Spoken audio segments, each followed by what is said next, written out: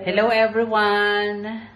Yan, with Ate Malu, dahil sa sobrang init ngayon at 38-39 degrees dito sa Jerusalem, kami ay dito manananghalian. Indoor muna kami. Shabat-shabatan ang pel, di ba, ng bongga. So meron kami diyang salad, farm with Chris, secret salad dressing, and fish fillet, na fillet, yan. Tortang tuna, baked potato ng bonggang-bongga, courtesy of Ate Malu, yan. Diba? O, ano pa? Ayan, meron pa kami pa.